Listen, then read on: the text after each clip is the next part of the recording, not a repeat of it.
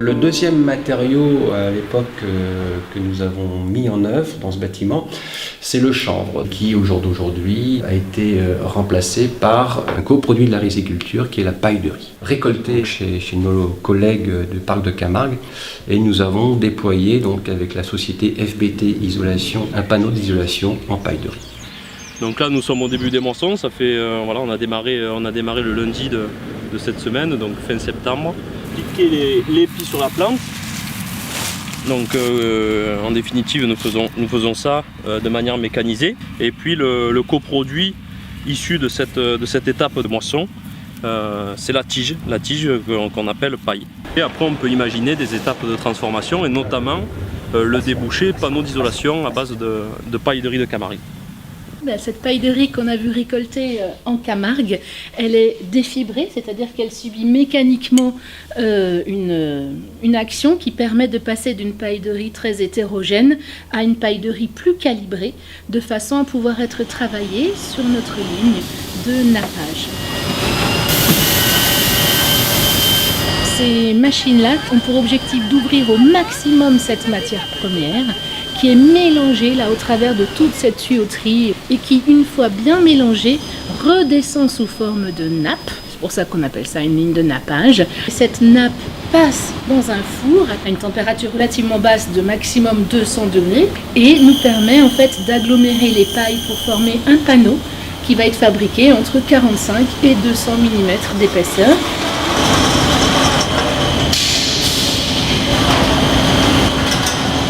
Et qui ensuite pourra être mis en œuvre sur des chantiers, dans des ossatures bois, sous des chevrons, dans une ossature métallique avant d'être posée derrière une plaque de plâtre. Voilà, toutes les poses habituelles des panneaux isolants.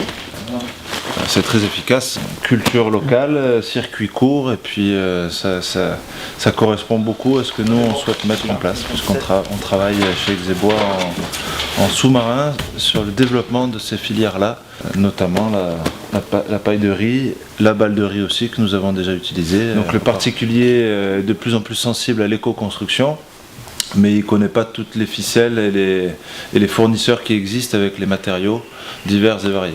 Là, je vous emmène voir un chantier de rénovation qui est piloté par monsieur Michel Ayou. Tout est naturel, c'est un matériau qu'on brûlait, ce que j'ai appris pendant de nombreuses années ou des millénaires, et en plus ça vient, on va dire, d'à côté, et ça c'est extraordinaire. Bon, là où je me sens bien, c'est de réhabiliter des maisons qui sont déjà existantes, qui ont été créées par les générations d'avant, pas n'importe où, pas n'importe comment, et puis ensuite de les adapter au goût du jour. Cette paille de riz, au niveau de l'exécution, on n'a pas de grosses difficultés.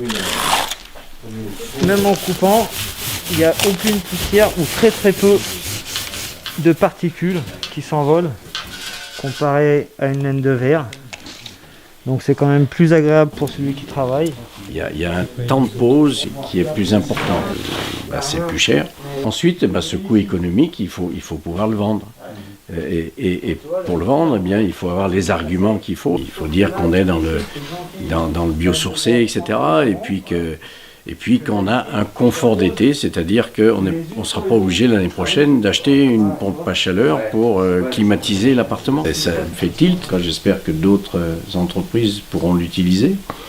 C'est un nouveau produit pour nous, qui est un peu comme la fibre de bois qui est à vertu écologique.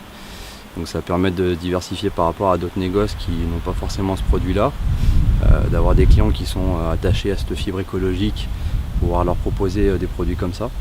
Le gros avantage aussi, c'est que c'est un produit local, et surtout quand on voit les canicules qu'on a l'été, on va tous être amenés à penser de plus en plus à ça. Donc c'est aussi pour ça que j'ai bien aimé ce produit et que je l'ai proposé à certains clients. C'est vraiment le début. Je pense que ça peut se développer et ça peut aller que de mieux en mieux.